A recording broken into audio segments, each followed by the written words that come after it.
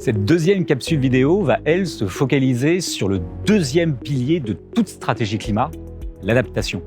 Car oui, en plus de baisser nos émissions de gaz à effet de serre et d'éviter l'ingérable, c'est-à-dire dépasser les 2 degrés, nous devons déjà gérer l'inévitable, c'est-à-dire s'adapter à un réchauffement accéléré qui a commencé et atteint déjà plus 1,3 degré. Quels sont les principaux risques physiques ou impacts dont on parle ici? En fait, vous les connaissez pour la plupart, car les événements extrêmes n'ont pas attendu que l'humanité dérègle le climat pour exister.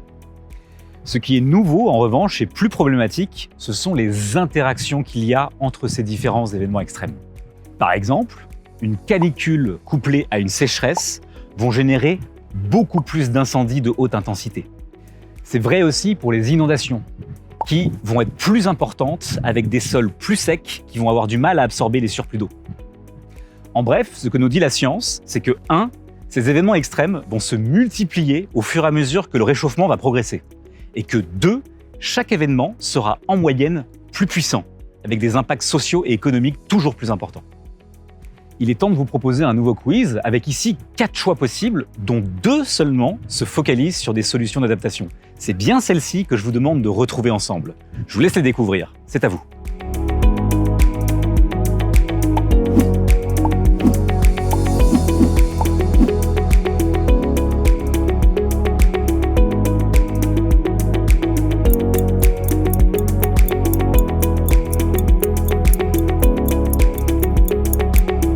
Les 2 bonnes réponses sur l'adaptation étaient la numéro 1 et la numéro 4. En effet, les 2 réponses du milieu étaient, elles, focalisées sur des solutions d'atténuation, c'est-à-dire des solutions qui visaient la baisse des émissions de carbone. La réponse numéro 1 était bien une solution d'adaptation. En effet, plus d'arbres et plus de plantes dans les villes, c'est une manière de baisser les températures ressenties.